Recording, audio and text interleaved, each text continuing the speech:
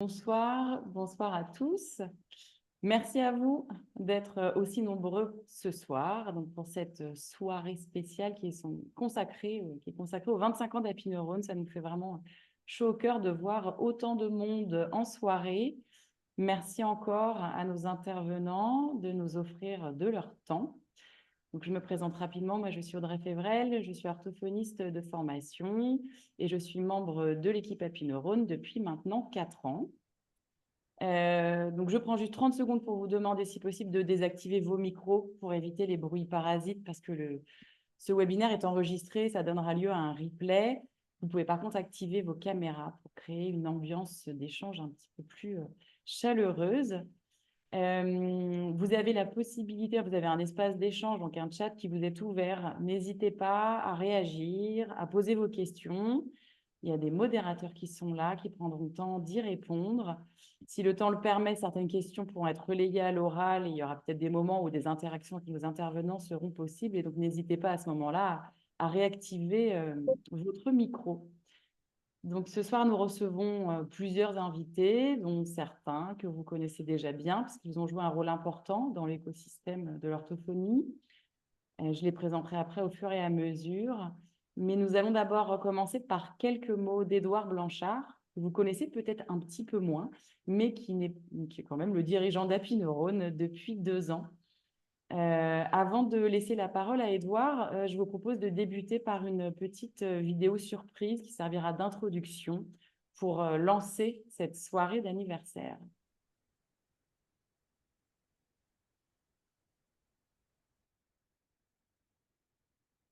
Bonjour à toutes et à tous, je suis Étienne Pau, je suis le délégué interministériel à la stratégie nationale pour les troubles du neurodéveloppement, autisme, troubles 10, troubles de déficit de l'attention avec ou sans hyperactivité et troubles du développement intellectuel.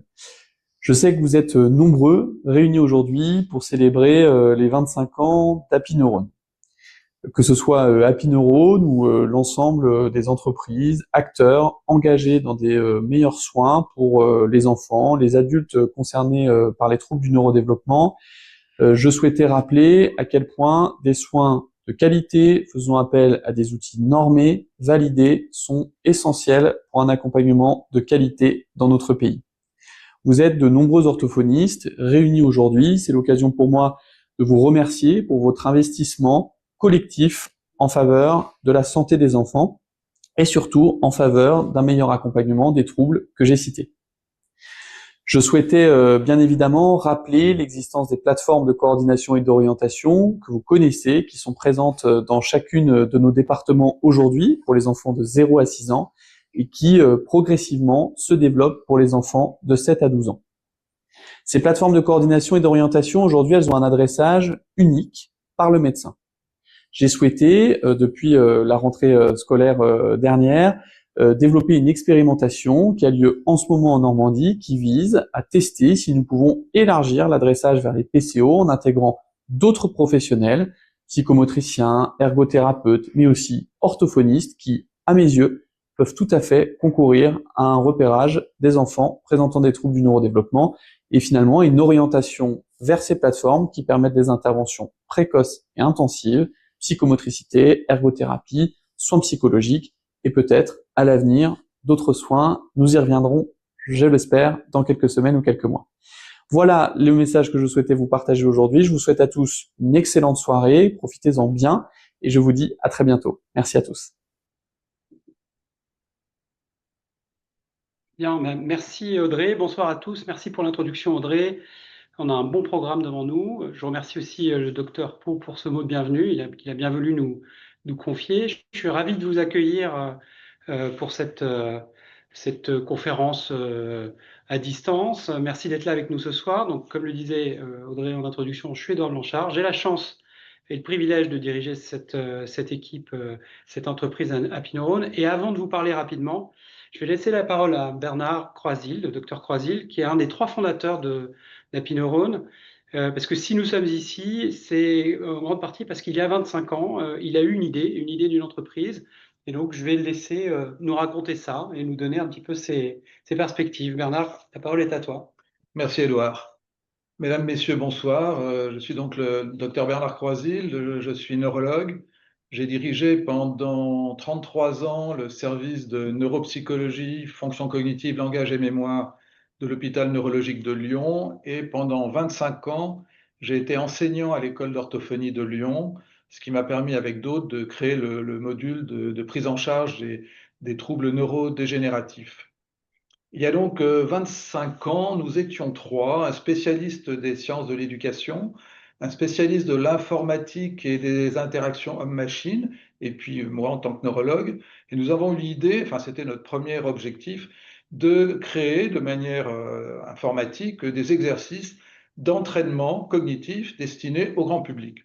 Et puis assez rapidement, d'autant plus que c'était mon métier au quotidien, il nous est apparu indispensable de créer à la fois des outils d'évaluation de tous les aspects de la cognition et pour toutes les maladies, que ce soit les troubles neurodéveloppementaux ou les troubles acquis, puisque c'était mon domaine d'exercice. Donc des outils d'évaluation et des exercices de stimulation ou enfin, des exercices de rééducation. Ce qui fait qu'avec une orthophoniste, Marie-Laurence Chenel, nous avons bâti les premiers exercices de Presco. C'est vrai que maintenant, 25 ans plus tard, j'aurais tendance à dire que j'ai un peu un effet waouh, puisque maintenant, ce sont plus d'une centaine de professionnels qui contribuent à bâtir de nouveaux exercices, à bâtir de nouveaux outils d'évaluation, qui sont utilisés par des milliers de professionnels et qui sont utilisés par des dizaines de milliers de patients qui donc en bénéficient. Donc pour moi, c'est assez extraordinaire de voir ce qui s'est passé en 25 ans. La question qui se pose, bon, c'est celle de l'avenir. Nous avons allègrement traversé ces 25 années, les 25 les 25 premières années du millénaire, parce que peut-être un peu prétentieux, on va dire les 25 premières années du siècle, c'est déjà pas mal. Et pour ce qui est de l'avenir, c'est un peu compliqué. Vous connaissez sans doute la phrase de Churchill qui disait faire des prévisions, c'est toujours très difficile, surtout pour ce qui concerne l'avenir. C'est vrai que en 25 ans, le monde a beaucoup changé.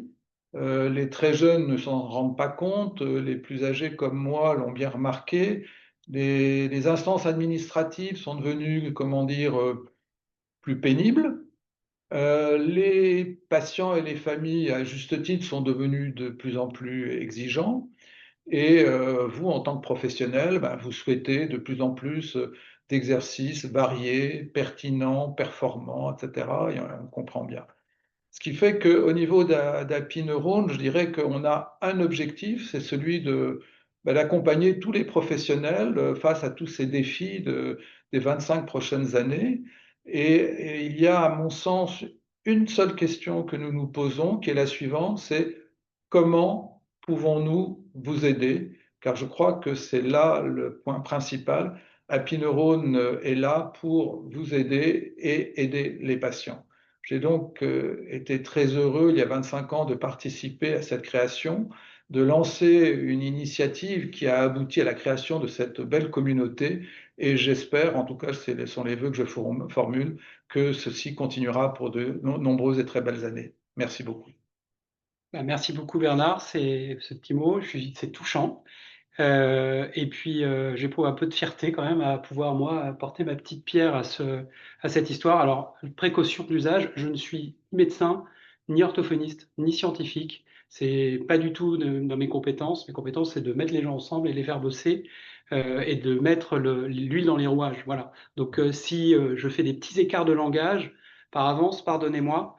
Je continue à progresser dans ma compréhension, ma connaissance, etc. Je vais vous partager quelques éléments du futur d'Happy Neurone. Et je vais commencer par ce mot de merci, parce que je pense que c'est le message principal de cette soirée. Merci à toutes les praticiennes. Je vais féminiser mon propos, ce sera plus simple. Toutes les praticiennes qui utilisent quotidiennement Happy Neurone avec fidélité, avec sérieux. En fait, c'est ça notre lien. Aujourd'hui, il y a plus de 18 000 d'entre vous qui utilisent les outils qu'on met à disposition. Et au final, tu as été un petit peu prudent, c'est 500 000 patients qui vont, à un moment ou un autre, être évalués ou rééduqués sur la plateforme Happy cette année, ce qui est quand même assez considérable. Et en fait, tout ça, ça nous oblige. Donc, c'est le premier point. Merci à vous qui utilisez ça. Merci aussi à nos auteurs. C'est une communauté de plus de 130 personnes aujourd'hui, orthophonistes, médecins, chercheurs, professionnels de santé, qui créent des logiciels, qui créent des formations, qui préparent des contenus, qui interviennent dans des webinaires, qui enrichissent notre environnement et qui nous font grandir jour après jour. Et puis, merci aussi à l'équipe Happy Neurone qui, jour après jour, assure la continuité de service, la sécurité des applications, la sécurité des données, qui vous répond, qui règle les petits et les grands problèmes, et puis qui surtout se tient à votre disposition en se posant cette question, qu'est-ce qu'on peut faire pour vous aider chaque matin? Et donc ces 25 ans, ces 25 ans de construction, de service, on les doit donc à cette idée originale des fondateurs, à toutes ces équipes qui ont fait grandir ces contenus. Moi, je suis qu'un passeur, et surtout à vous qui créez et utilisez ces outils au quotidien. Mais tout ça, ça n'est que le début de l'histoire. Maintenant, il va falloir penser à l'avenir, construire les 25 prochaines années, comme nous le disait Bernard à l'instant. Et donc, cette construction, on se la pose en se disant, bah, qu'est-ce qu'on peut faire? Comment on peut mieux, chaque jour, remplir notre mission, que vous voyez inscrite ici, je ne vais pas la répéter. Et donc, il y a plusieurs éléments que je voudrais vous communiquer. Le premier élément qu'on a chevillé au corps, c'est qu'il faut assurer le principal. Les outils que vous avez à disposition, il faut qu'ils soient disponibles, il faut qu'ils soient de qualité, il faut qu'ils soient entretenus, il faut qu'ils soient sûrs. On n'est pas parfait, il y a des bugs, il y a des coquilles, il y a des erreurs qui sont encore là-dedans, mais on y travaille chaque jour d'arrache-pied pour essayer de corriger. Et on est dans un processus d'amélioration continue, surveillé, là vous voyez derrière moi, par les normes de qualité, notamment ISO 13485, que nous employons à renouveler tous les ans. L'avenir, c'est aussi, et vous en entendrez parler tout à l'heure, grâce à Peggy Gatignol, Hugues Dufaux et Christelle Maillard, que je remercie pour leur intervention ce soir. C'est aussi accompagner les évolutions de la pratique orthophonique. Alors, on parle de BP, on parle d'orthophonie étendue, que fait-on avec le milieu scolaire, comment on implique les parents, quel est le rôle de l'intelligence artificielle, comment on partage les données, est-ce qu'il y a des patterns à trouver. Et c'est aussi à notre esprit présent vos équilibres, vos équations économiques, la gestion de votre charge mentale avec les listes d'attente infinies, les journées à rallonge, les week-ends qui sont rognés par le travail administratif, et ce besoin de se former, d'apprendre, de s'ouvrir, d'être tout le temps en recherche de réflexion.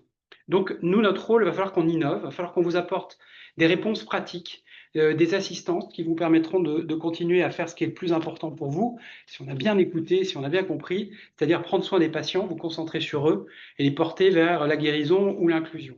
Donc l'avenir pour nous, c'est des investissements, c'est de la recherche, c'est des projets, c'est des études, et on va concentrer une grande partie de nos ressources à ça. Cet avenir commun, il va aussi se construire de notre part avec une nouvelle manière de faire.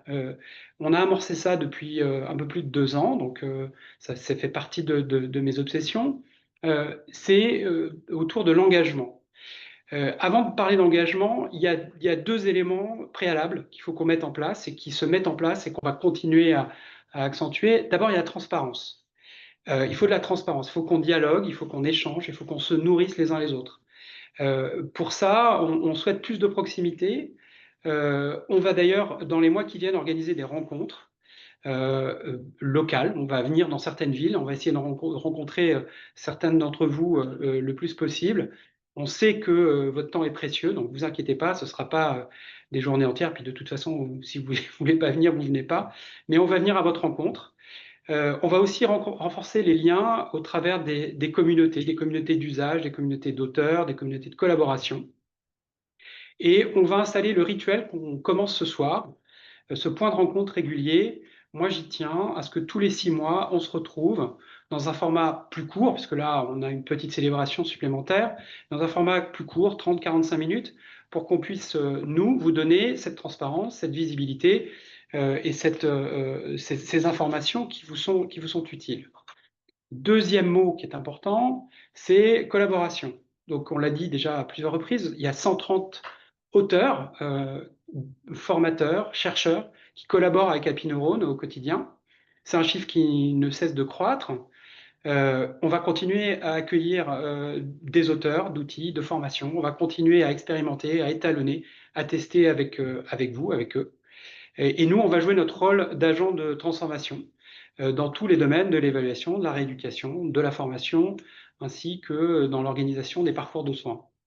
Notre job, notre travail, c'est de répondre à vos besoins en mettant autour de la table ceux qui ont des idées et des propositions, ceux qui savent les mettre en œuvre, et c'est aussi d'apporter les ressources nécessaires, donc des infrastructures, les capacités de développement, de design, de test.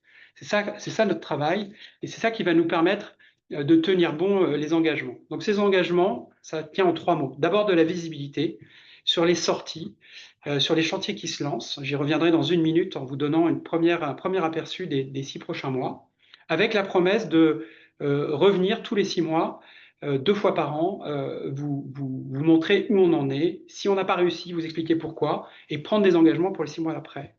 C'est aussi, deuxième élément, de la stabilité. Donc, pour commencer, de la stabilité sur les prix. Les abonnements sur la suite Happy Neurone Pro, on va les garder stables. C'est un des éléments essentiels de votre pratique, on en a tout à fait conscience. Ça ne doit pas porter d'incertitude économique. Et pour mémoire, à l'intérieur de cet abonnement, vous bénéficiez de contenu, vous bénéficiez d'informations, de formation, de la capacité à déclencher des séances déportées à la maison. Vous avez accès à plus de 40 outils de rééducation et 13 bilans différents. On va continuer à enrichir cet environnement, il n'y a pas de raison. Donc ça, c'est un premier point, cette stabilité et cette visibilité sur le futur. Et le troisième, c'est qu'on va s'engager sur l'innovation, on va continuer à innover. Au passage, petit rappel, sur les 18 derniers mois, voilà ce qu'on a fait dans Happy Neurone. Premier élément, vous avez accès maintenant à une nouvelle plateforme, Internet, web. C'est plus une console que vous devez télécharger. C'est plus simple, c'est plus robuste. Ça nous permet de produire des nouvelles évolutions plus rapidement. La technologie est meilleure, c'est plus fluide, c'est plus sûr aussi en termes de stockage des données. J'en profite pour rappeler une chose. Ça ne modifie en rien ni les usages, ni les engagements. C'est la même utilisation, c'est le même prix, c'est les mêmes accès qu'avec la console. Que vous soyez abonné ou utilisatrice d'un logiciel, c'est exactement pareil. C'est juste le lien qui change. C'est tout. Et ça ne changera pas. Ce sera toujours la même chose. On ne va pas en profiter pour faire quoi que ce soit. C'est juste technologiquement quelque chose de plus sûr et de plus robuste. On a aussi mis en ligne un certain nombre d'outils d'évaluation, de rééducation. Donc, vous les connaissez plus ou moins. Juste un petit mot et un merci aux auteurs. Donc, dans le domaine visio-attentionnel, Maeva, qu'on a fait avec Sylviane Valdois, Switchipido, qui a été fait avec Nathalie Bédouin. Une évolution, c'est le moment difficile pour moi, attention, je m'accroche, une évolution dynamique des émotions de la motricité bucco-linguo-faciale avec Mio Emoface, qui a été fait avec Peggy Gatignol, ici présente et qui prendra la parole dans quelques minutes, Diane Picard et Elodie Laneder. Je ne sais pas si vous êtes là, donc je vous salue si vous êtes là, et c'est issu aussi d'un partenariat avec l'Institut du cerveau. Et enfin, Etal, pour l'évaluation des troubles acquis de la lecture en collaboration avec un collectif d'auteurs de l'équipe du professeur Jérémy Pariante de l'hôpital Purfranc à Toulouse.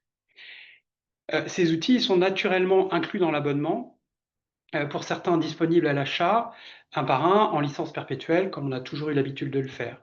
Et d'ailleurs, à ce propos, on organisera d'ici quelques semaines, en fin de mois de novembre, une promotion spéciale anniversaire avec tous les produits, y compris ceux qui ne sont pas disponibles aujourd'hui, pour fêter nos 25 ans. Donc c'est un moment où on a aussi envie de partager un peu plus que d'habitude. Et il y aura également des surprises pour nos abonnés à ce moment-là. Enfin, le dernier élément qui a été mis en place dans les 18 derniers mois, c'est l'environnement évidence qui est né. Donc là, les auteurs, c'est Aurélie Pellaton et Franck Medina, qui fait partie d'Happy Neurone. Donc ça, c'est disponible aujourd'hui en première version sur l'ère du langage écrit, avec un outil qui est une sorte d'assistant thérapeutique qui permet de faire le bilan, d'éditer un CRBO très propre et modifiable, bien entendu, et de commencer à explorer les compétences sous-jacentes. L'idée, c'est d'avoir un outil qui vous suit dans la pratique et qui vous permet de vous concentrer de plus en plus sur l'essentiel. On y revient, le patient. Ça, c'est les 18 derniers mois. Et maintenant, qu'est-ce qui se passe pour les 6 prochains? Donc, quand on parle d'engagement, là, je me mouille. Et voilà, on va continuer à enrichir l'environnement, inclure des nouveaux outils. On vous a écouté. Donc, en termes d'outils de rééducation, il y aura l'arrivée dans le cours du premier trimestre d'un outil sur la cognition mathématique qui s'appelle Transcollect, qui est en cours de fabrication avec Anne Lafay et Christelle Éloin, et d'une suite d'outils qui permettra de délivrer le protocole DDMR qui est en train d'être mis au point par Karine Eskenazi et Johannes Ziegler du CNRS. Alors, il y a 5 ou 6 outils qui seront mis à disposition pour ce protocole-là. Je ne vais pas les citer, ça n'a pas grand intérêt à ce stade, mais voilà, vous allez voir ça arriver assez vite dans nos environnements. Il y aura aussi une mise à jour voilà, une nouvelle version du protocole RAP10. On a également démarré et on passera à la phase étalonnage au printemps les travaux très attendus de rénovation du bilan Exalang, en commençant par les 2 modules 3.6, 5.8 qui vont progressivement devenir un bilan 3.8. Alors évidemment, ça, pour les abonnés, ce sera mis à jour gratuitement dans la plateforme. On ne va pas vous demander de l'argent pour une mise à jour. Ce sera inclus dans l'abonnement. Et pour les non-abonnés, il y aura évidemment la possibilité d'y accéder et de l'acheter comme les précédentes versions. On a également lancé des travaux sous la coordination de Franck Médina pour construire une nouvelle suite de bilans sur le langage oral avec Maude Claire Bonnemé et Sophie Kern, qui est chercheuse, et sur le langage écrit, à nouveau avec Aurélie Pellaton, Estelle Ardanoui, Stécie Godefroy et Lorraine Roubaud. Et donc l'idée là, c'est d'avoir une nouvelle philosophie de travail qui viendra compléter ce qui existe déjà. Et ces 2 évolutions majeures dans l'évaluation, vous le savez, on aura besoin de vous au printemps pour les campagnes d'étalonnage. Donc, tenez-vous prêtes. Si ça vous intéresse, on prend les candidatures avec bonheur. Et toujours, donc, pour continuer sur l'accompagnement des évolutions des pratiques, une nouvelle version d'évidence qui va se renforcer au-delà du bilan et de l'exploration des compétences sous-jacentes, d'abord dans le langage écrit. Vous verrez au premier trimestre arriver les recommandations et le projet thérapeutique qui viennent finir, mettre un terme au parcours évidence tel qu'il a été conçu par les auteurs. Et plus tard, je n'ai pas de date, donc c'est pour ça que ce n'est pas affiché, mais on commence à travailler sur la même chose pour le langage oral, pour la cognition mathématique et pour les fonctions neuro. Voilà. Et pour terminer, donc là, c'est juste un démarrage. Il n'y aura pas forcément de livraison avant juin. En tout cas, je ne m'y engage pas. On met au point une feuille de route tablette, parce qu'on sait que c'est une demande assez récurrente des professionnels, pour mettre à disposition ce qui est le plus pertinent avec les usages. Voilà, sur ce petit outil quand même très pratique. Et ce sera notamment en euros. C'est pour ça que vous avez quelques mots de programme typiquement en euros qui sont collés à cette petite barre. Donc vous voyez, ça fait un programme quand même assez riche, très riche. Voilà, les équipes sont mobilisées là-dessus. On s'engage à vos côtés, avec nos moyens, avec nos compétences, avec nos forces, avec aussi nos travers, mais on va faire tout ce qu'on peut pour remplir notre mission, pour livrer tout ce contenu et continuer à vous accompagner. Pendant ce temps-là, on va continuer à dialoguer avec vous, à échanger, on va continuer à s'inspirer mutuellement, à célébrer cet anniversaire et surtout à préparer les prochaines 25 années. Alors moi, je ne serai pas là dans 25 ans, je non plus. Peut-être que toi non plus, Bernard, mais moi, je suis à peu près sûr que je ne serai pas là. Donc, surveillez bien les news, les réseaux sociaux. Dans les prochains mois, je répète, il y aura... Alors non, ça, je ne répète pas, mais vous l'avez vu dans les posts qui ont paru, il y aura des webinaires gratuits au plus près des actualités de recherche et scientifiques avec des formats originaux. Donc ça, c'est encore un petit peu de cadeau qu'on souhaite faire à nos fidèles utilisatrices. Il y aura ces rencontres dans les grandes villes, j'y tiens. On a appelé ça des happy hours. Ce sera très, très informel, très convivial. Mais il y a un petit fond de travail, de besoin pour nous de recueillir en proximité vos attentes, vos besoins, de quoi vous avez envie de parler. Alors on viendra avec des méthodos, ce ne sera pas simplement de la discussion, ce sera un petit peu structuré, mais de façon très conviviale, autour d'un Coca-Cola ou d'une petite bière, suivant les endroits où nous nous trouverons. Et ce sera principalement dans des grandes villes, parce qu'on veut essayer de mobiliser un maximum d'entre vous. Et je vous redis, rendez-vous en juin pour d'abord un bilan de ces rencontres. On vous dira ce qu'on a entendu, on essaiera de faire une synthèse. Et puis pour un nouveau tour d'horizon sur les nouveautés, ce qui s'est passé dans les 6 derniers mois, qu'est-ce qui se passe d'ici la fin d'année 2026. Voilà ce que je voulais vous dire ce soir. C'est la première fois que je parle. C'est un moment important. Et j'espère pouvoir vous parler dans 6 mois à nouveau avec fierté. Je redonne la parole à Audrey. Maintenant, place aux spécialistes, place aux professionnels. Audrey va animer une discussion entre Peggy et Hugues, donc Peggy Gatignol et Hugues Dufaux. Je vous remercie tous les deux d'être là et de vous prêter à cet exercice. À toi, Audrey, pour la suite des événements. Merci, Édouard. Donc, en effet, nous avons la chance d'accueillir 2 invités dont le parcours illustre parfaitement le dialogue entre la science, la clinique et l'humain. Donc, nous avons Peggy Gatignol, qui est orthophoniste, professeure des universités, chercheuse, clinicienne, et dont les travaux et l'engagement ont profondément marqué le monde de l'orthophonie. Et à ses côtés, le professeur Hugues Dufaux, neurochirurgien au CHU de Montpellier, reconnu internationalement pour avoir révolutionné la chirurgie cérébrale grâce à la chirurgie éveillée. Donc, vous appartenez tous les deux à 2 univers différents, la rééducation, la chirurgie. Vous partagez tout de même une même passion, celle du cerveau, du langage et plus largement de l'humain.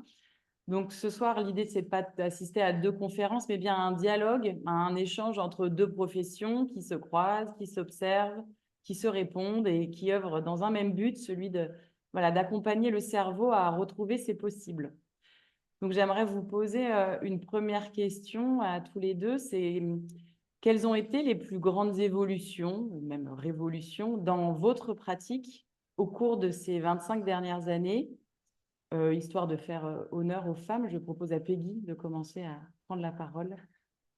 Alors, merci à tous, merci pour l'invitation et merci à tous d'être présents pour ce joyeux moment, je pense. 25 ans, bah, moi, c'est juste mon diplôme. Donc, diplômée en 99, j'ai vu tout arriver, euh, tout et rien à la fois, tout parce que j'ai encore des souvenirs de tests qu'on faisait à découper des images dans des publicités de grande surface pour le raisin, par exemple. Rien n'était normé, ni la taille, ni l'iconicité, rien n'était fait à ce niveau-là. Et puis moi, j'ai rencontré Madame Chevry-Muller, j'étais en 3e année, donc je suis une fervente de ces outils. J'ai beaucoup participé à ces évaluations et à la normalisation de ces outils. Et elle corrigeait, on avait un dictaphone, oui, à l'époque, il y avait un dictaphone avec des cassettes, tout était enregistré et tout était noté au crayon de papier. Et on avait une correction avec Madame Chevry-Muller à côté de nous, enregistrement de l'enfant, correction à la main. Donc, j'ai appris ce genre d'évaluation, la rigueur que cela impose, le temps accordé à ces normalisations. Et puis j'ai vu la révolution informatique aussi, puisqu'on avait des disquettes. On avait des disquettes de couleur pour enregistrer nos chapitres, nos cours. On n'avait pas forcément des ordinateurs portables. On avait le gros mastodonte, mais on avait nos disquettes et on se partageait nos disquettes.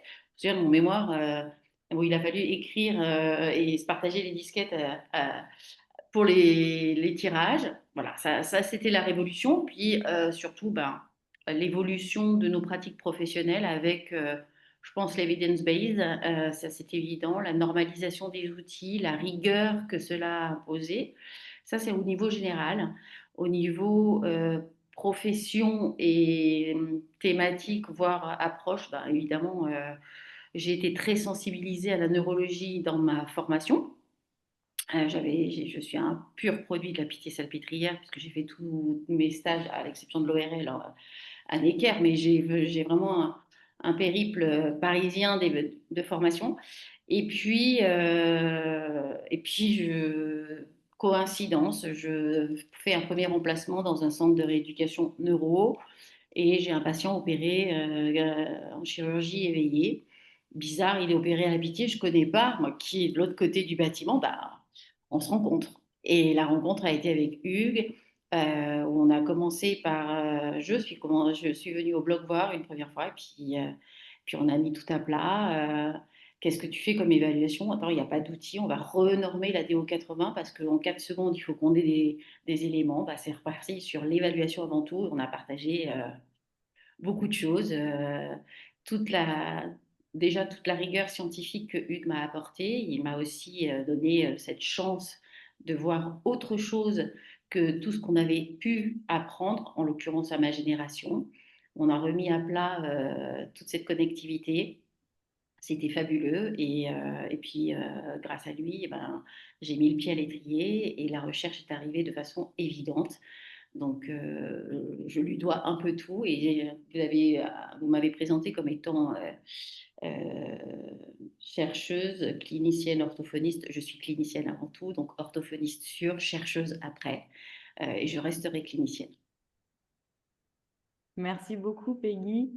Hugues, si vous êtes prêt, je vous laisse rebondir. D'abord, un grand merci pour votre introduction, votre invitation et de me donner la possibilité d'être, comme d'habitude, un peu provocateur. Les 25 dernières années, enfin, j'ai vu le localisationnisme sur le bûcher. Il y en avait assez qu'on nous enseigne qu'il y avait une zone qui correspond à une fonction. Je viens d'enlever Broca aujourd'hui. La patiente vient de me donner le numéro de téléphone de son mari, sa date de naissance, de dénommer, etc. Ça n'a jamais fonctionné comme ça. Et d'un seul coup, grâce à l'essor des neurosciences en simultané, et effectivement la possibilité pour nous d'être directement et indirectement connectés au système nerveux central de l'être humain, au bloc opératoire, et de créer des réseaux multidisciplinaires autour de l'être humain, à savoir neuropsychologues, orthophonistes, neuroscientifiques, neurologues, et finalement, j'allais dire presque accessoirement, le neurochirurgien qui devient plus un chef d'orchestre, mais qui ne joue pas directement, on s'est aperçu que le cerveau était beaucoup plus intelligent que nous et qu'il n'aimait pas les dogmes, qu'il n'aimait pas les modèles rigides et qu'il était toujours en train de se modifier. Donc c'est un concerto pour piano et orchestre qu'on est en train de jouer, sauf que depuis que j'ai commencé, l'orchestre s'est mis en route alors que j'étais seul au piano au début. Et que la mesure suivante, ça va être encore une modification. Ça veut donc dire qu'on a enfin commencé à introduire la notion non seulement de fonctionnement en réseau et de connectivité dont parlait Peggy, mais surtout en méta-réseau, à savoir des associations, des combinaisons, non pas de zones, mais de réseaux faits eux-mêmes de mosaïques, de cortex au pluriel, bilatéralement distribués, qui ne cessent de se modifier dans son état d'équilibre de façon à pouvoir s'adapter à l'environnement, ce qu'on appelle le comportement adapté. Et ça, c'est vrai en réaction non seulement aux stimulations extérieures, mais aux stimulations intérieures, et c'est ce qu'on appelle l'innovation, la créativité. Et c'est ça que j'ai retenu de ces 25 dernières années, c'est qu'il fallait davantage écouter le cerveau plutôt que de vouloir lui imposer comment il devait fonctionner à travers des modèles qui, par définition, sont à remettre à question, sauf que la plupart du temps, ils ne le sont pas, puisque le localisationnisme ne s'est pas remis en question pendant 150 ans. On a perdu du temps parce qu'on a oublié la neuroplasticité. Or, c'est pour ça que vous avez créé Happy Neuron, parce que vous êtes capable d'induire, certes, ce que Hebb avait déjà dit, mais maintenant, en pratique, de pouvoir jouer sur la dynamique entre différentes formes de plasticité, notamment certes hébienne, mais également homéostasique, parfois déviante également. Et tout ceci peut être compris grâce à finalement un atlas qui doit être tellement dynamique qu'il ne devrait même plus exister. Merci beaucoup, Hugues, pour cette réponse.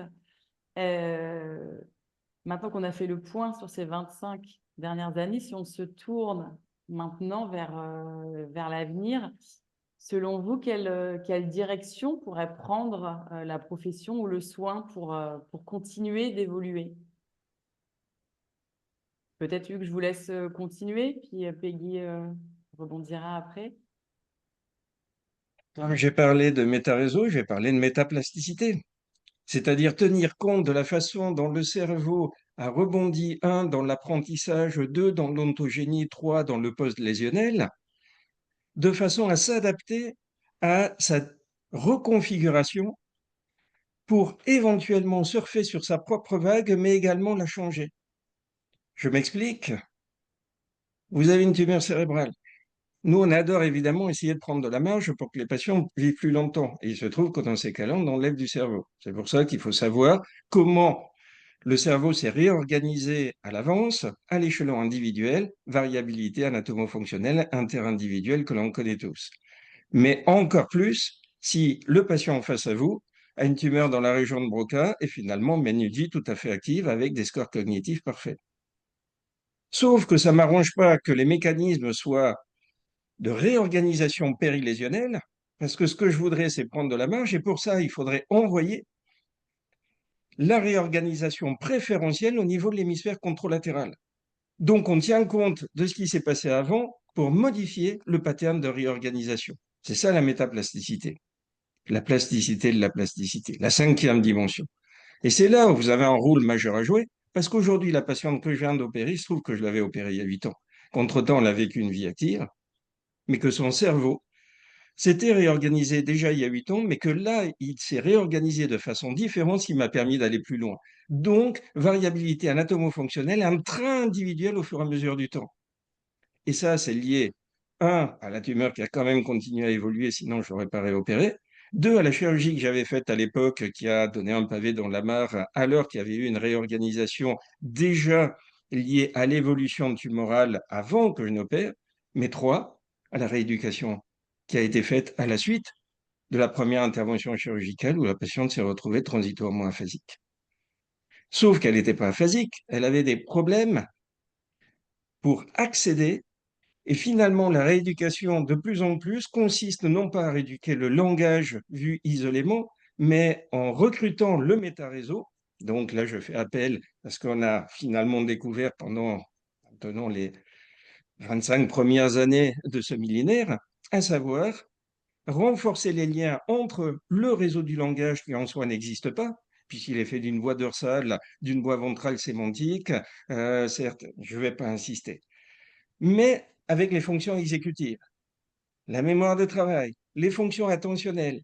Et du coup, la patiente peut compenser peut-être certains troubles qu'elle aurait en termes de temps de réaction pour lui permettre malgré tout de revenir à une vie active, mais avec des mécanismes différents qui me déroulent le tapis rouge pour aujourd'hui enlever plus. La question est maintenant, est-ce qu'au-delà de la rééducation, on peut également induire les mécanismes de plasticité tels qu'on les rêverait pour chaque patient, dont métaplasticité induite individuellement, notamment à travers les outils de stimulation magnétique transcrânienne, qui ont déjà été utilisés chez le volontaire sain, ne serait-ce que pour faciliter l'apprentissage, réduire les temps de réaction.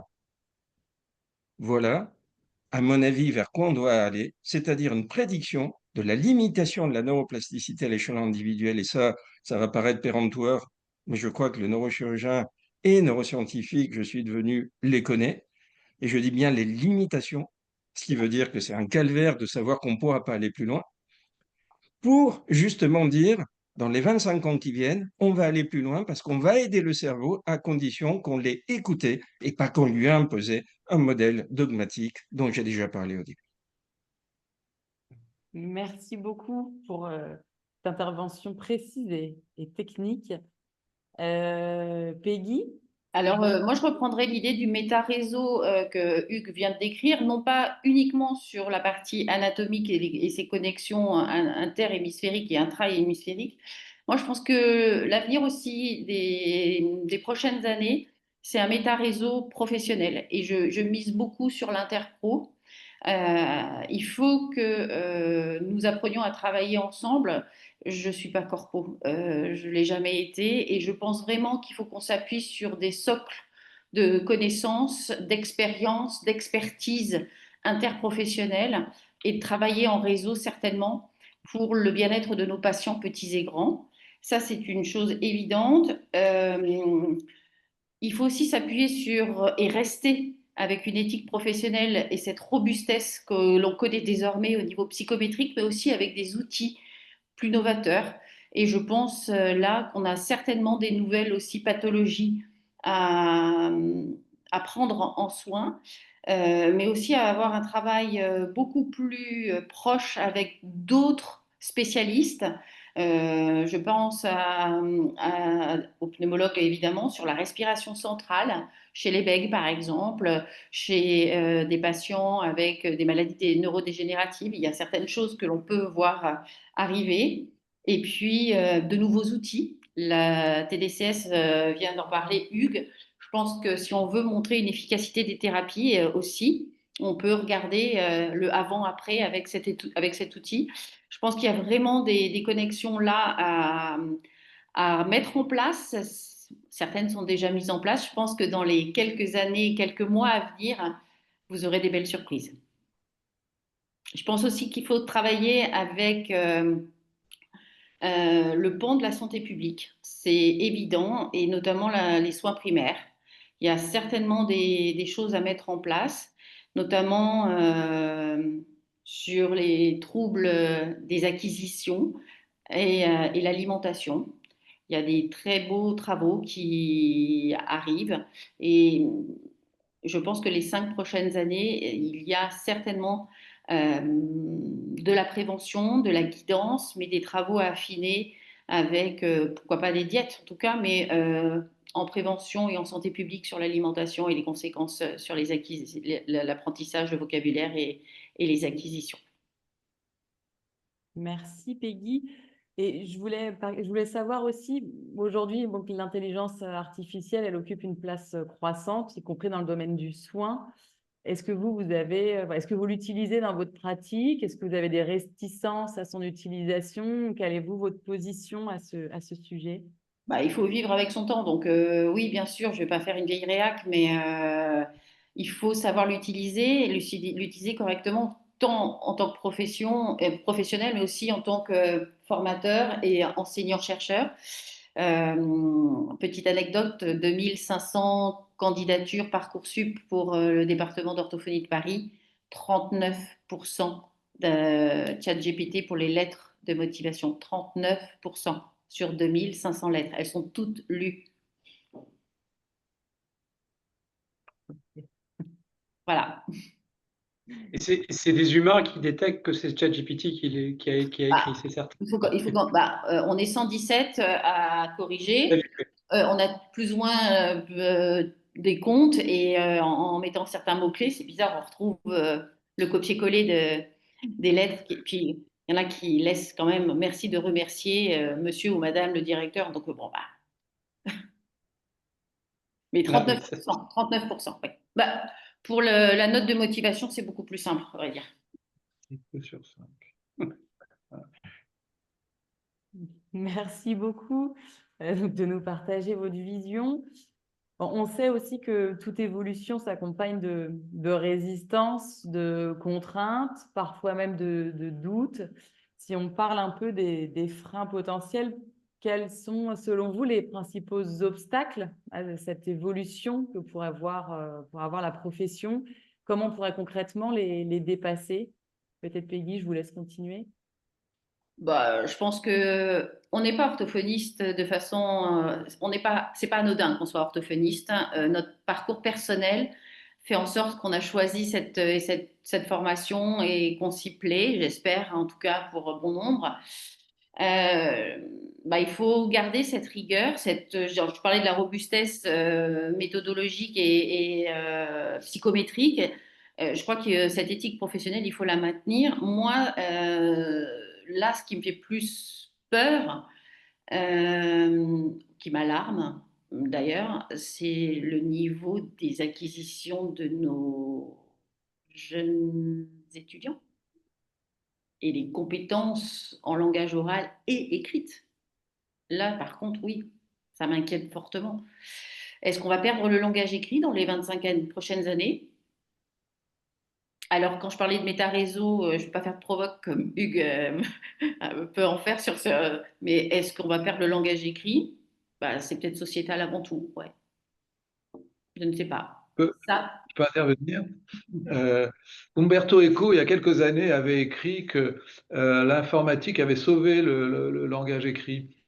Moi, j'ai connu l'époque, puisque je suis un petit peu vieux là, où les étudiants ne lisaient plus, enfin, où les enfants ou les étudiants ne lisaient plus. Et en fait, c'est l'arrivée de l'informatique qui a obligé les étudiants ou les enfants à lire et à écrire, même si ce n'est pas de l'écriture à la main manuscrite.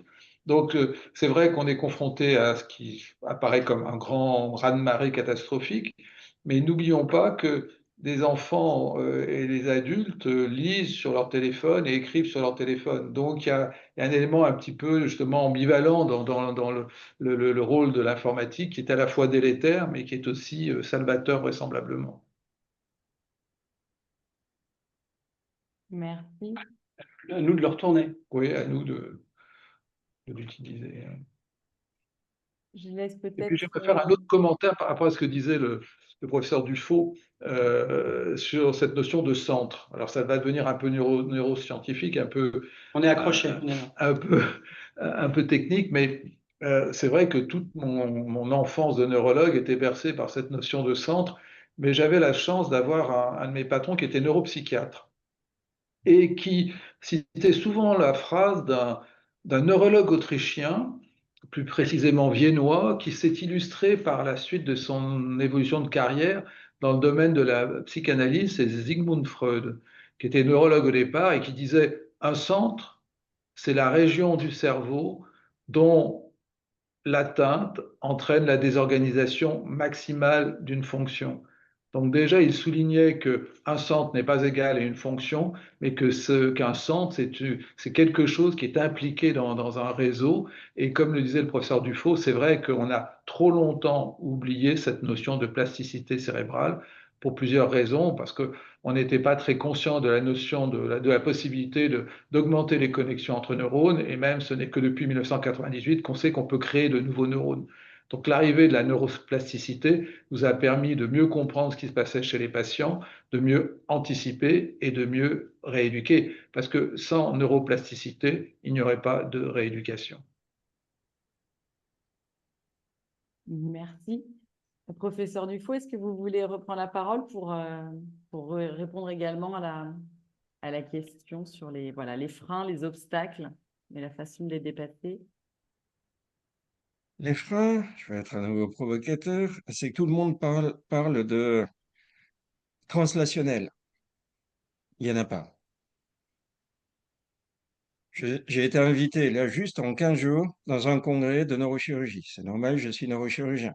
Tout le monde m'a parlé de technologie. Il se trouve qu'aujourd'hui, quand même, pour enlever Broca, il y avait les Canadiens, les Japonais, etc., et qui comprennent pas comment je fais sans technologie. C'est simple, j'essaie de m'adapter au cerveau, justement basé sur le concept dont on a parlé tout à l'heure, donc l'intelligence de la réorganisation cérébrale. Ensuite, je suis allé faire un topo dans un congrès de neurosciences, imagerie fonctionnelle, tenseur de diffusion. Il est évident que les collègues n'ont pas à ce moment-là du tout d'implication clinique, même s'il y avait 2, 3 neurochirurgiens qui étaient présents. Mais on a discuté des limitations de l'imagerie fonctionnelle qui est tout sauf finalement la capacité de voir en temps réel la réorganisation du cerveau, surtout si on parle de tractographie, puisque c'est basé sur des mouvements de molécules d'eau où il n'y a pas du tout de fonction. Tout ça est inféré à travers les modèles biomathématiques. Donc ça veut dire qu'au fond, c'est faux. Ensuite, je suis allé dans un congrès de neuro-oncologie. Là, les neuro-oncologues, ils regardent qu'une seule chose, c'est évidemment la survie des patients.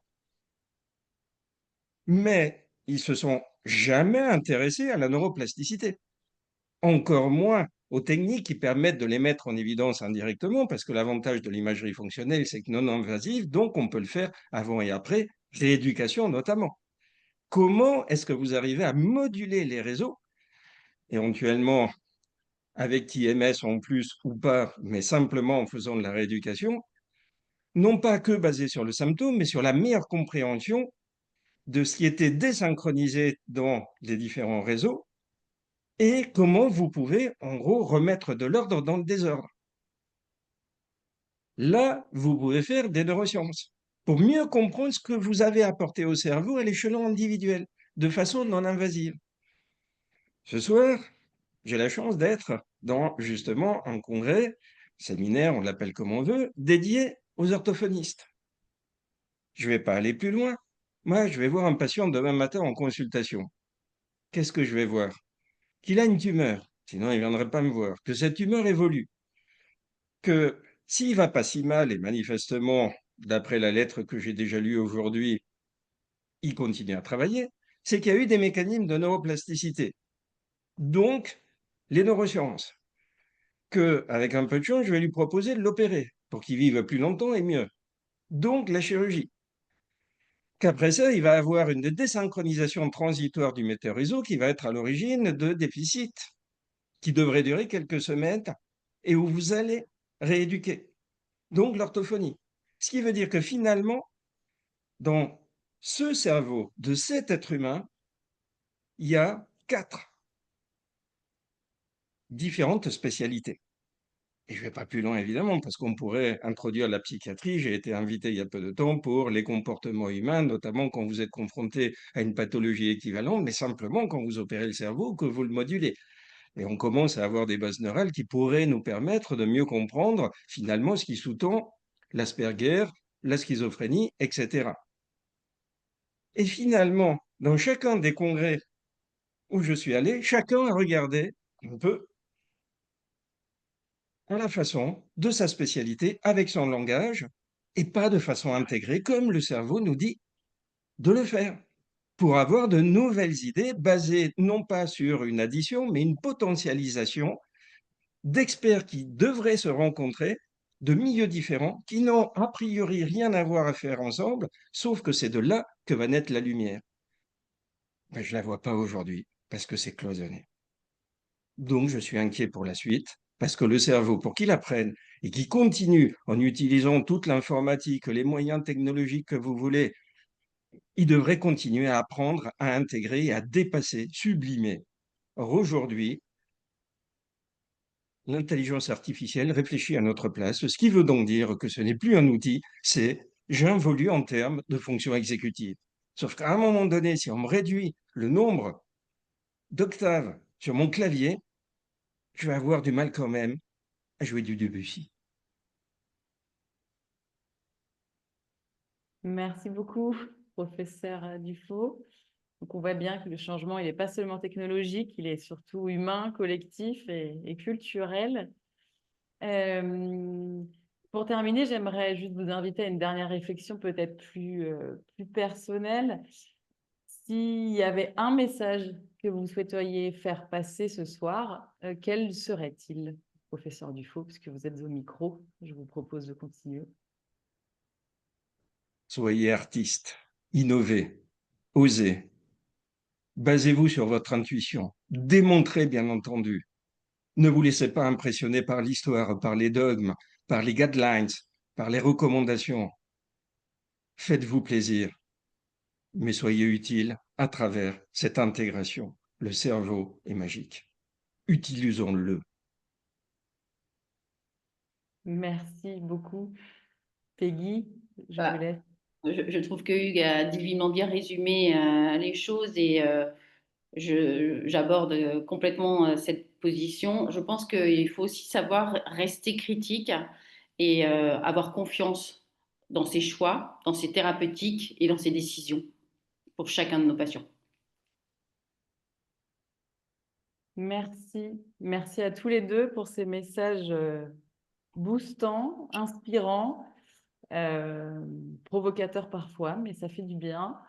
Merci en tout cas pour voilà, de nous avoir donné de votre temps ce soir dans votre emploi du temps plus que chargé. On en est bien conscient. Pour clôturer cette soirée. Nous allons pouvoir assister à l'intervention de Christelle Maillard, donc logopède, clinicienne, chercheuse, professeure des universités, donc qui a largement contribué au déploiement, si on peut dire, de l'EBP en France. Donc malheureusement, elle n'a pas pu être présente ce soir en direct, mais nous avons pu filmer sa présentation que nous allons vous partager immédiatement. Donc, je vous la partage et puis on se retrouve dans 12 minutes précisément pour vous dire au revoir et un grand merci. À tout de suite.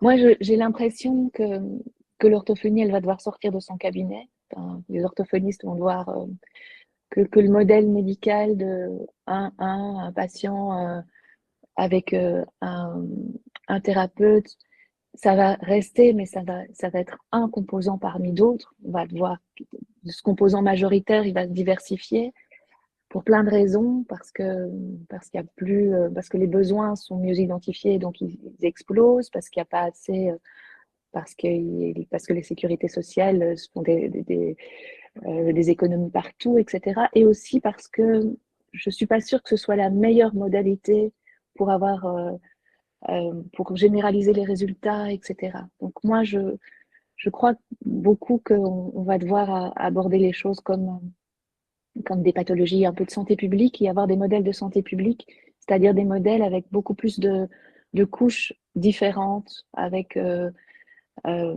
l'intervention en prévention, mais ça demande de changer des modèles, ça demande d'accepter de pas être tout le temps dans l'intervention directe, en tout cas, de développer des stratégies d'intervention directe, de travailler en formation d'adultes, voilà, de sensibiliser, de former. Ça veut dire qu'on a beaucoup plus de casquettes que ce qu'on avait quand on est seul avec le patient, mais je pense que c'est une évolution qui est un peu inévitable. Il y a des choses intéressantes en Angleterre, alors parce que en fait leur système de soins de santé devient compliqué, donc c'est sûr qu'il n'y a plus de remboursement pour tous les patients, donc ils ont été obligés d'être assez créatifs. Et quelqu'un comme Christina McKean, par exemple, qui est à Oxford, elle a vraiment développé des modèles de santé publique autour du développement du langage oral. Et voilà, à mon avis, ça fait partie des équipes à suivre sur ces éléments-là. Euh, Cette idée d'être responsable d'un pool de patients, on va trouver ça au Québec aussi, au Canada. Je pense que dans des modèles où finalement il y a où on n'a pas comme ça la possibilité, enfin, ça reste quelque chose de particulier en France d'avoir cette possibilité d'avoir quasi autant de séances qu'on le décide, de prise en soins, etc. Nous, en Belgique, c'est déjà pas ça. On a des quotas de séances, on doit les négocier, etc. Donc, et puis, il y a des pays où nous, on a des quotas de séances, mais ils sont quand même élevés par rapport à d'autres pays. Donc, voilà, je pense que de plus en plus, on a bien la conscience que ça ne sera pas infini les prises en soins, et peut-être que c'est aussi pas nécessaire non plus d'être pris en charge de façon continue pendant très longtemps, etc. Ça oblige à réfléchir à d'autres types de modèles. Je pense qu'on a besoin de flexibilité.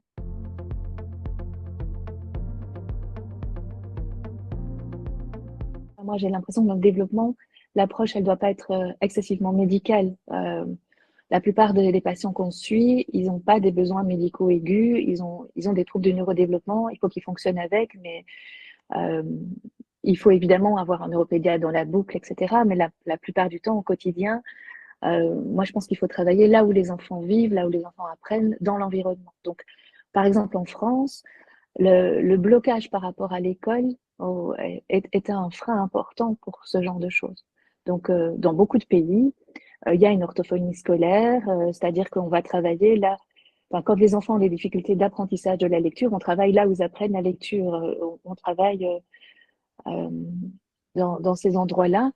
Moi, j'ai des projets là depuis presque une dizaine d'années. On a des projets d'accompagnement des enseignants en maternelle, donc en moyenne section, avec des orthophonistes qui vont passer à peu près une demi-journée par semaine sur 1 ou 2 années avec un enseignant pour l'aider à soutenir le langage, à développer les meilleures stratégies possibles,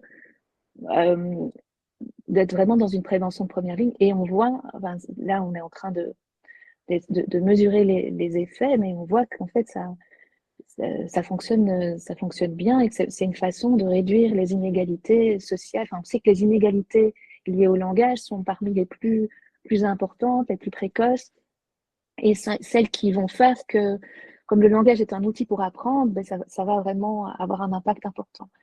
Et on est capable enfin, je pense que les orthophonistes, elles ont un rôle aussi pour travailler là-dessus, et elles n'ont pas du tout la même formation, le même angle de vue que les enseignants, mais par contre, les faire travailler ensemble vraiment permet de maximiser l'effet des deux. C'est-à-dire que les enseignants apprennent à observer les aspects langagiers et à être les plus appropriés possibles.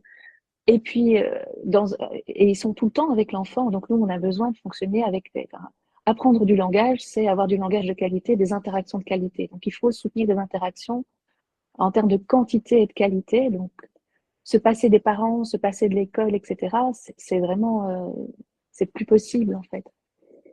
Et on a longtemps travaillé sans les parents. Ça, je pense que ce n'est plus audible, mais je pense qu'on ne peut pas non plus travailler sans l'école. On ne peut pas travailler sans... il y a des projets aussi, puis il y a des projets en France aussi où on va travailler dans les crèches, etc., simplement que si la qualité des interactions est déjà bien soutenue, il y a déjà plein de soucis qui ne vont plus apparaître, en fait. Et là, malheureusement, ce qu'on voit, c'est qu'il y a de la marge, quoi. On a vraiment un travail à faire parce que ça ne fait pas partie de la formation, parce que... et donc, ben, s'ils ne sont pas formés à ça, il faut à un moment donné le faire avec eux. Et donc, ça ferait partie, je pense, des bons éléments, parce que si on a des enfants qui sont bien stimulés, qui ne sont pas enfin, tout au long de leur scolarité, à tous les endroits, enfin, au maximum d'endroits de vie dans lesquels ils sont, ben, l'orthophonie, elle peut après se cibler sur des choses très, très pointues, plus techniques, et on n'est pas... par exemple, apprendre du vocabulaire, ça ne devrait pas se faire dans un cabinet, ça doit se faire là où on utilise le vocabulaire. C'est juste qu'en fait, les enseignants, ils ne savent pas toujours comment on apprend du vocabulaire, enfin voilà. Donc, c'est des choses qu'on peut partager, qu'on peut expliquer. Les enseignants maternels qui deviennent hyper bons pour stimuler le langage, qui reformulent, qui modélisent, qui font un tas de choses. Tu te dis, mais tous ces enfants-là, ça va aller. Et puis s'il reste des choses, moi je pourrais vraiment aller dans le détail. Bien sûr, ça ne va pas résoudre toutes les difficultés de tous les enfants. On sait bien que dans les troubles du neurodéveloppement, il y a neuro et qu'il y a des fragilités. Avoir une première ligne qui est stimulante, qui est la meilleure possible, on n'y est pas, en fait. Et ça devrait être un objectif pour pouvoir cibler des choses plus précises après.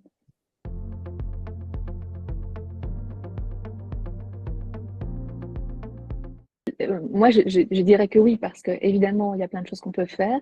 Je vois aussi, par contre, qu'à l'école, c'est très compliqué. Enfin, je veux dire, on avait des choses sur tablette, on a dû les remettre en papier-crayon, faire des guides papier, parce que les enseignantes, elles aiment bien ça. Je ne sais pas comment ça fonctionne en France, mais on a quelque chose comme ça surtout à la maternelle, on a besoin d'avoir des choses manipulables, des choses comme ça. Mais n'empêche, ce que je vois aussi, c'est que avec l'accord des parents et des choses comme ça, mais il y a quand même beaucoup, les enseignantes, elles vont utiliser leur téléphone, elles vont filmer des choses, elles vont partager des choses de ce type-là.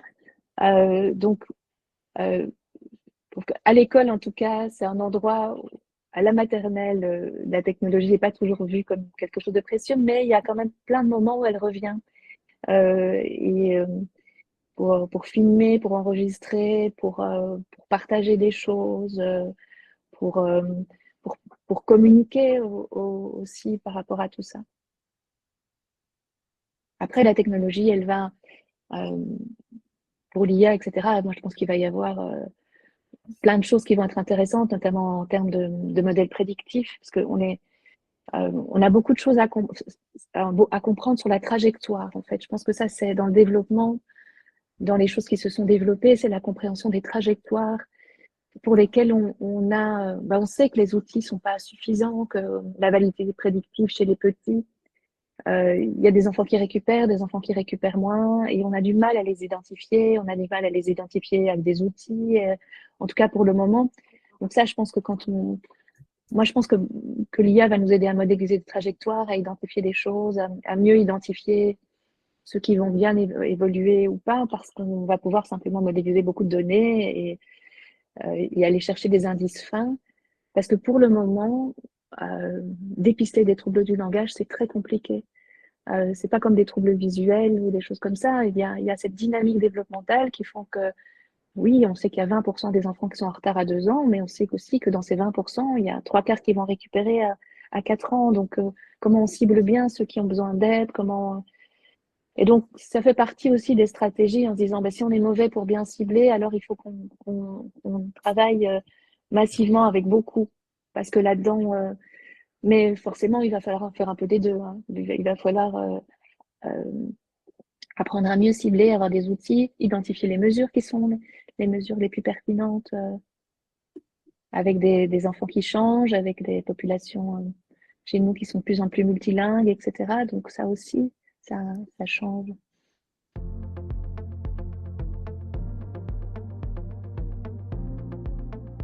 Mais je pense qu'on va que plus on ira vers l'environnement, plus en tout cas on va pouvoir soutenir les patients de façon efficace.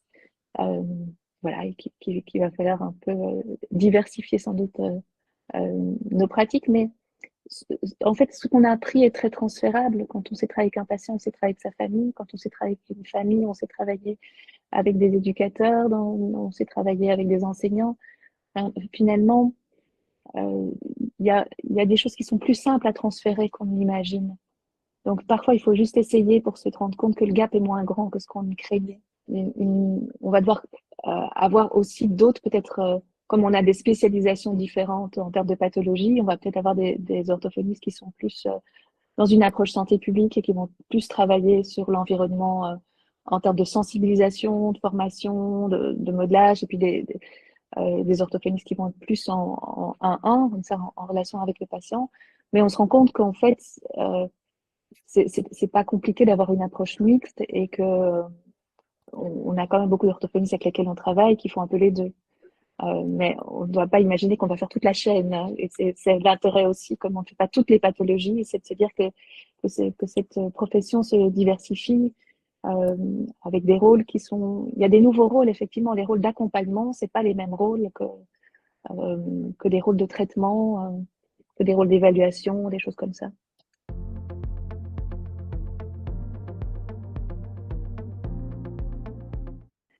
Quand on travaille devant un enseignant, quand on est devant des parents. C'est très différent que d'être dans son bureau seul avec un enfant. Mais il faut accepter d'avancer, de faire devant d'autres, d'avoir ce regard, de pouvoir expliquer systématiquement, d'avoir des gens qui arrivent de plus en plus informés aussi. Il y a un partage de connaissances qui me paraît nécessaire parce qu'on n'est plus dans un modèle du thérapeute qui sait, qui décide tout seul dans son bureau, etc.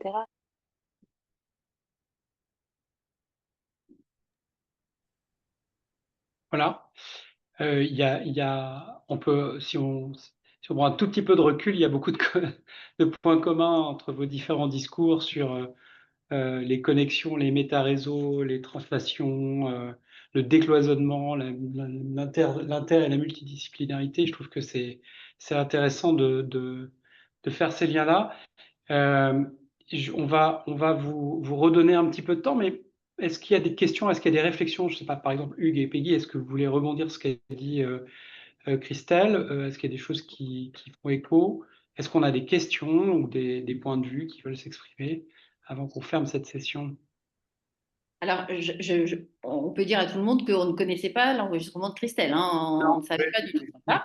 Donc, moi, je sais pas si vous le voyez, mais ça, c'est mes petites notes que je voulais donner. Et donc, les 3 premiers mots, c'était école, parents, santé publique. Voilà ce que j'avais écrit moi dans les messages que je voulais laisser passer. Je pense que c'est ce méta-réseau de professionnels, l'interpôle, le fait de s'appuyer sur les expertises de tous pour le bon sens, le bien-être de nos passants, ça c'est évident. Je pousserai le bouchon encore plus loin. J'affirme une position qui est la mienne, mais je suis tout à fait favorable à la création peut-être d'un statut d'orthophoniste au sein des écoles.